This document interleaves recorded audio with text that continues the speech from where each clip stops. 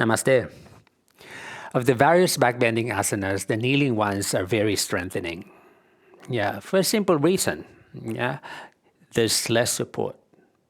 Yeah, so you need to engage the strength of your thighs, yeah, the hips and the core for you to be able to curl back safely.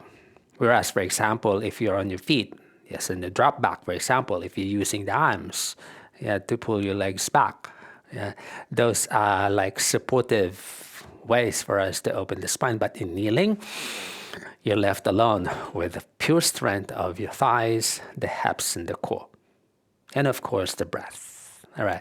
And the Ustrasana is one gateway to attaining the deeper kneeling back bends in the future. Yeah, so for today, let me share with you some tips and insights on how you can deepen your practice of the Campbell, the Ustrasana. All right, so let me just take this one off. So I'm practicing really nice and gritty. All right, that's important. Yes, you need to really press over a gritty surface because you're gonna really press down through your knees. All right, knees are about hip width distance or slightly narrow because later on, as you curl your spine backwards, your hips will naturally scoop under and that will involuntarily allow your knees and the thighs to open lightly apart. So it's wise to start already with them narrow. So you don't scoop your tailbone and the pelvis under when you curl back later on. So that's the foundation. All right. So another foundation would be this. Yeah. So especially if you're learning it, to counter the hips from falling and to counter the knees from bending, because in the Ustrasana, you're not bending at the knee, so you can reach back. You can keep those knees down. Yeah, so the hips and the knees are aligned. And that's the setup. You don't just swing back and then do this and then go forward. No. So you need to really go into those deep foundational elements of the practice. And in the toes, while you're learning it, becomes helpful in preventing your hips and your knees from bending backwards. All right, so arms lift high. You might lightly sway there. All right, so those are the foundational elements. All right, the upper back. All right, in the practice of the Ustrasana and other kneeling back bends, you don't want your arms to be pulling downwards because that will tighten your spine even more. So what you want to do is to move the arm bones forward, this one, like your armpits wrap to the front, and that will allow your shoulder blades to roll over that and then under. So in the back bend, the Ustrasana, your arm bones will move upwards, backwards, and downwards to scoop the spine forward and upwards.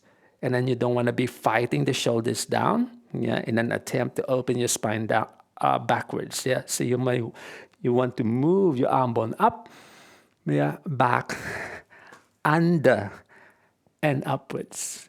So the shoulder blades will have this rotational action, external rotation, and it will slide under, upwards, to make room for the spine to move forward, upwards, and backwards, like that. All right. So breathing in, you may move your elbows forward, and that will initiate the suspension of your arm bones back, and then the wrapping, or the rotation of your shoulder blades under your body, like this. All right. So in totality, the breath, of course. Breathing in, exhale out, inhalation, arm bones to the midline, up and back. Exhalation, inhale, repeat the process. Good. And then from there, you can let your hands fall. Good. And then move your shoulders up to the ears and then roll them backwards, downwards, and forward. Like that. Like a cushion for your spine. See? Backwards, under, forward, and upwards. Yeah, not downwards. Right? So up, back, under, and upwards. And then there, the spine would just have the space to open forward, upwards, and backwards. See, I'm not bending at the knees. In an attempt to curl back, rather, I'm going to keep my knees down and my pelvis strong in the process, and I breathe through my inner core in creating and opening the spine to the back. And then the head, once the spine is open, the head will naturally open up as well. And then the head is free, the neck is open, and then you can breathe easily into the position. Yeah? And then to rise, pressing down, pull the lower belly in, inhale. Inhale, inhale. And then you might lightly fold the hips and walk the knees in place. And then you do your recovery positions. Either you are flowing to a vinyasa, or my favorite actually as a preparation and as my way of flowing in between my back bends is the Matsya Kridasana, this flapping fish.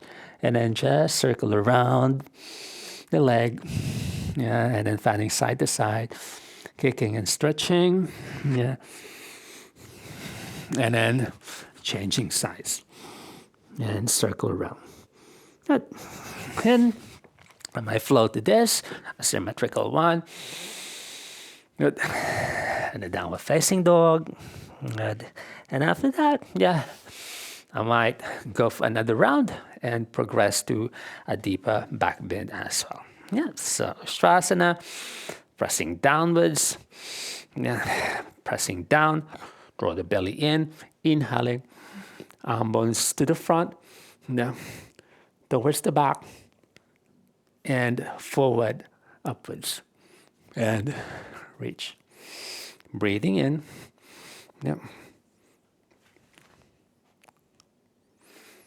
and exhale out. Right? To come up, inhaling, come up, lower belly in, rise the spine up, and you can walk your knees in place. And you do your recovery techniques again. Good.